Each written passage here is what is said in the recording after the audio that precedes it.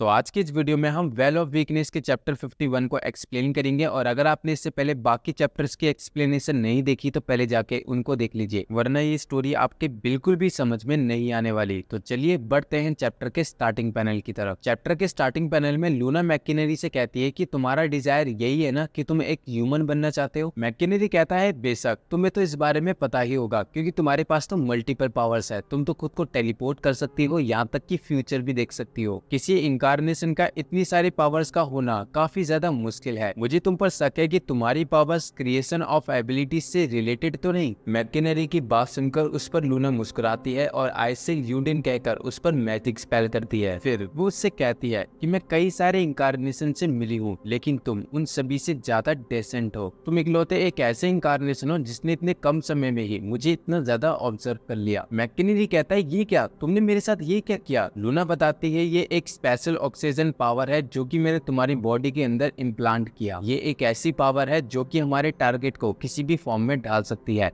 और मैंने तुम्हें एक बच्चे के फॉर्म में ढाला है। तुमने सही कहा, मेरे पास मल्टीपल एबिलिटीज है और मैं कई सालों से उन 6 इनकारनेशंस पे नजर रखी हुई हूँ। उनमें से कुछ इनकारनेशंस इंसानों के साथ कुछ जल्दी ही घुल मिल गए और ज्यादातर तो इंसानों के साथ मिलकर लड़ाई करने लगे। लेकिन मैंने देखा तुम एक ऐसे मिशन में निकले जो कि तुम्हारे लिए काफी ज्यादा डेडिकेटेड था और तुमने अपने इस मिशन को सबसे ज्यादा प्रायोरिटी दी। बेशक तुम्हारा ये मिशन तुम्हारा नहीं था, असल में ये मिशन तुम्हारे फंडामेंटल प्रिंसिपल ने तुम्हें दिया और वक्त के साथ तुम्हें अपने आप ही अपने मिशन में इंटरेस्ट आने लगा। मैकिनरी कहता है तुम्हारी इन बातों को सुनकर लगता है तुम मुझको कई सालों से ऑब्जर्व कर रही हो, लेकिन तब भी इससे ये बात तो नहीं बदलेगी कि तुमने मुझे यहाँ पर बुलाया। बताओ आखिर तुम चाहती क्या हो मुझसे? लूना कहती है अब तो तुम बोलते हुए और भी ज्यादा क्यूट लग रहे हो और हाँ, जो चीज मैं तुमसे चाहती हूँ वो है कि तुम मेरे साथ मिलकर काम करो। फिर हमें बताया जाता है जो फ्यूचर लूना ने देखा था डिवाइन ट्री का, उसको रोकने के लिए उसने मैकिनरी की मदद ली। फिर होना था क्या, the form of magical engineering combine हुआ द पावर ऑफ मैजिक के साथ। फिर लूना और मैकिनरी ने डिसाइड किया वे डिवाइन ट्री को इस धरती पर आने से रोकेंगे और वे इस काम को सिर्फ अकेले करेंगे। लूना ने अपने इस मिशन को कंप्लीट करने के लिए मैकिनरी की कुछ खास पावर को यूज किया। अब अगला सीन हम 1 साल बाद का देखते हैं जहाँ पर मैकिनरी अपनी पावर्स को यूज करके एक डिवाइस बना रहा होता है। तभी उसके पीछे से आवाज आती है। देखने से लगता है कि ये बस बनने ही वाला है और हम देखते हैं वो होती है लूना और सेरिना। लूना मैकिनरी से पूछती है क्या तुम अब प्रोडक्शन को थोड़ा स्मूथली कर पा रहे हो और सेरिना मैकिनरी को ग्रेट करती है। मैकिनरी कहता है इसको बनाते वक्त कई सारे एरर और फेलियर्स को फेस करना पड़ा, लेकिन अब ये परफेक्टली बन चुका है। और अगर आपको नहीं पता तो मैं बता दूं, ये वो डिवाइस है जिससे अनांता और लूना रैबिट फुट के हेडक्वार्टर में टेलीपोर्ट करे थे। लूना मैकिनरी से कहती है कि तुमने इसको अपनी मैजिकल इंजीनियरिंग पावर से क्रिएट करा है और हाँ, तुमने इसको बनाते वक्त काफी हार्ड वर्क करी होगी, इसके लिए तुम्हारा शुक्रिया। फिर फियोना मैकिनरी को वो डिवाइस सेरिना को देने के लिए कहती है और फिर सेरिना को वो डिवाइस यूज करना सिखाती है और इसको यूज करने के लिए सिर्फ सेरिना को वो जगह को याद करना होगा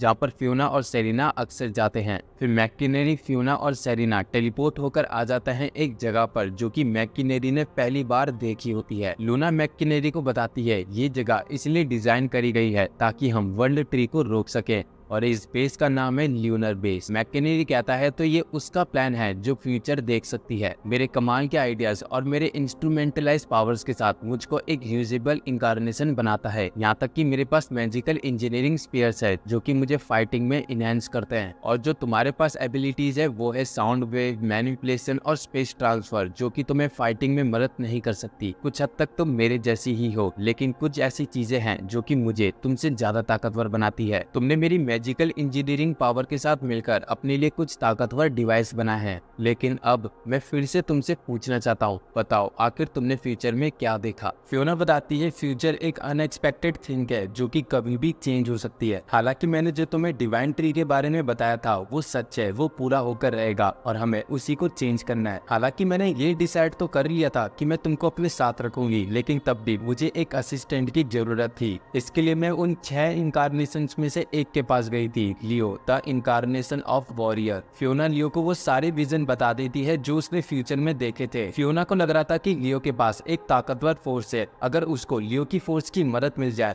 तो वो अपने मिशन को जल्दी ही कंप्लीट कर लेगी। लेकिन जो जवाब फियोना को लियो की तरफ से मिलता है वो एकदम अनएक्सपेक्टेड था। लियो फियोना की मदद इसलिए नहीं करता क्योंकि लियो को फियोना की इनकम्प्लीट प्रोफेसी पर यकीन नहीं होता। मैकनेरी पूछता है इनकम्प्लीट प्रोफेसी आखिर इसका क्या मतलब है। फियोना बताती है कि वह एग्जैक्ट फ्यूचर नहीं देख सकती, वो सिर्फ फ्यूचर का एक प्रेडिक्शन देख सकती है। लेकिन तब भी जो चीज उसने देखी थी वो सच में एक प्रोफेसी है। उसने एक अननोन इंकारनेशन को देखा था जिसके पास स्ट्रेंज विंग्स थे और वही इंकारनेशन डिवाइन ट्री को इस धरती पर लाएगा और हमें उसी इंकारनेशन को रोकना है डिवाइन ट्री को यहाँ पर आने से पहले। और हाँ, जो डिवाइस मैंने तुम्हारी पावर से बनाए थे वो डिवाइस हमारे लिए एक इमरजेंसी डिवाइस है। अगर किसी भी तरीके से हमारा मिशन फेल हो गया तो सेरिना इन डिवाइसेस का इस्तेमाल करके इंसानियत को बचा सकती है। तो मैकनेरी, तुम्हारा काम पूरा हुआ और इसी की खुशी में मैं तुम्हें ल्यूनर बेस सौंपना चाहती हूँ। तो अब बस तुम्हारा एक ही काम है, तुम्हें उस अननोन इंकारनेशन को ढूंढना है जिसके पास विंग्स थे। और इससे पहले मैं हमारे बीच के प्रॉमिस को पूरा करना चाहती हूँ जो कि है तुम्हें इंसान बनाना।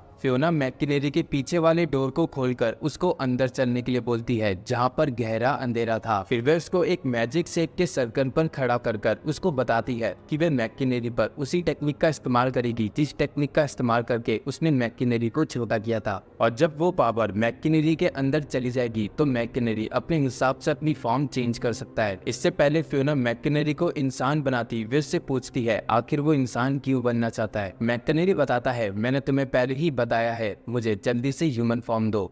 फिर फियोना मैकनेरी के ऊपर मैजिक कास्ट करती है जिससे मैकनेरी के ऊपर ह्यूमन मसल्स आने लगते हैं। और जैसे जैसे मैकनेरी ह्यूमन फॉर्म में आ रहा था लूना उसको देखकर घबरा जाती है क्योंकि मैकनेरी जिस फॉर्म में आ रहा था वही है जिसको उसने अपनी विजन में देखा था, वो इंकारनेशन जो कि डिवाइन ट्री को इस धरती पर लाएगा और उसकी प्रोफेसी को सच करेगा। और जैसे ही वो अपने पीछे से विंग्स निकालता है तो वो पूरी जगह रोशनी से चमकने लगती है। फिर वे अपने मैजिक से सेरिना और लूना को पकड़कर उसके पास जाते हुए कहता है तुमने मुझे बहुत इंतजार कराया, लेकिन इंकारनेशन ऑफ मैकनेरी कभी भी इंसान नहीं बनना चाहता था। मैं हमेशा उसके अंदर रहता और फ्रीडम के असली नियम को समझता जो कि मेरे को धरती से मिली थी। मैं अपने विशाल पंखों से इस धरती को असली फ्रीडम दूंगा जो कि उसको जरूरत है। फिर मैकनेरी लूना की आंख यानी कि उसके डिवाइन रिवेलेशन को निकालते हुए उसको बताता है इस वर्ल्ड को जो असली फ्रीडम देने वाला है वो है द इंकारनेशन ऑफ विंग्स गियो। और अब मैं डिवाइन ट्री के जरिए गॉड्स तक पहुंचकर उनकी जमीन को छीनूंगा। तो इसी के साथ इस चैप्टर का एंड होता है। आई होप आपको ये चैप्टर पसंद आया होगा और मेरे हिसाब से विंग्स ऑफ इंकारनेशन की ये बैक स्टोरी खत्म होती है। और जब वेल ऑफ वीकनेस का अगला चैप्टर आएगा मैं उम्मीद करता हूँ उसमें थोड़ा एक्शन देखने को मिले क्योंकि ये स्टोरी सुनकर तो बस मैं पक चुका हूँ। और भाई लोगों, अगर आपको अगला चैप्टर सबसे पहले देखना है तो चैनल को सब्सक्राइब करना मत भूलेगा। तो अब मैं मिलूंगा आपको अगली वीडियो में, अभी के लिए सायोनारा।